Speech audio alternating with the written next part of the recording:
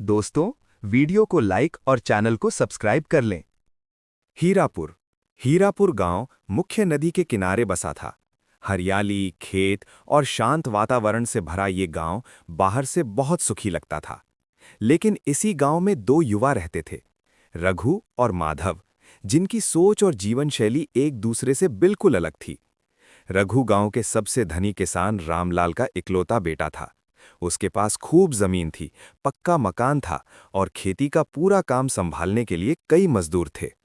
रघु को बचपन से किसी चीज की कमी नहीं रही। उसका दिन देर से शुरू होता था। सुबह लगभग 9 बजे उठकर वो खेतों में बस एक चक्कर लगाता, मजदूरों को इधर उधर के निर्देश देता और फिर चौपाल पर बैठकर दोस्तों के साथ गप्पे मारता या घर लौटकर आराम करता। उसका मानना था कि जब जिंदगी बिना मेहनत के आराम से चल रही है तो संघर्ष करने की क्या जरूरत है। धीरे धीरे उसने आराम को ही जीवन का लक्ष्य बना लिया। बाहर से वो हंसमुख और बेफिक्र दिखता था, लेकिन अंदर ही अंदर उसकी समझ, कौशल और आत्मनिर्भरता सुस्त पड़ती जा रही थी। दूसरी ओर माधव एक साधारण किसान परिवार से था। उसके पिता का देहांत कम उम्र में हो गया था और परिवार के पास थोड़ी सी जमीन ही थी। माधव जानता था कि अगर उसे अपनी माँ और खुद का जीवन संभालना है तो मेहनत के अलावा कोई रास्ता नहीं है। उसका दिन सूरज निकलने से पहले शुरू होता था। वो अपने छोटे से खेत में पूरी लगन से काम करता। संघर्ष उसके लिए मजबूरी नहीं बल्कि सीखने का जरिया बन गया था।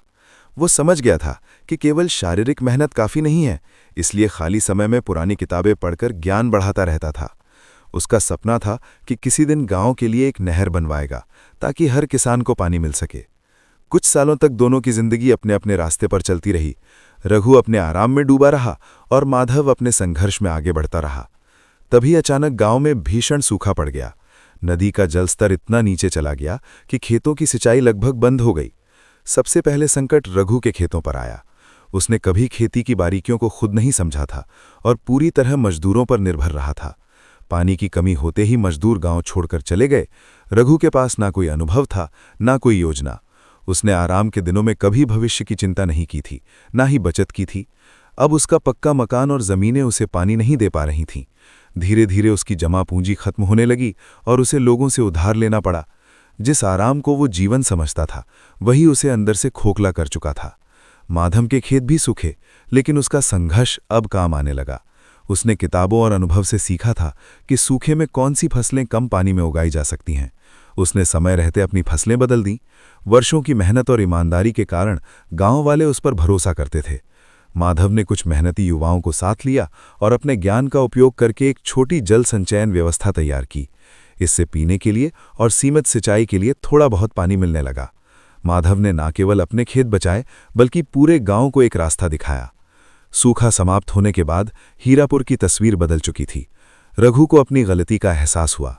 वो माधव के पास आया और बोला कि उसके पास सब कुछ था, लेकिन आराम ने उसे निष्क्रिय बना दिया।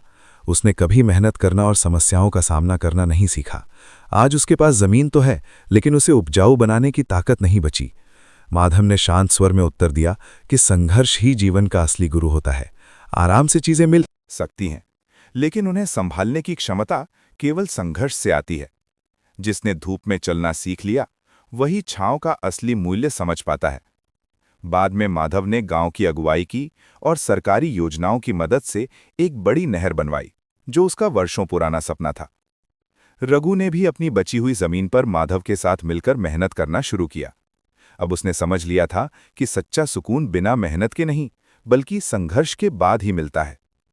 ये कहानी हमें सिखाती है कि आराम एक मीठा जहर है, जो क्षमताओं को धीरे धीरे खत्म कर देता है, जबकि संघर्ष एक तपस्या है जो इंसान को मजबूत, समझदार और सफल बनाती है।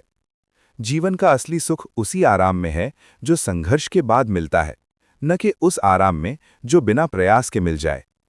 तो दोस्तों, इस कहानी में इतना ही। मिलते हैं नई सोच और नई कहानी के साथ।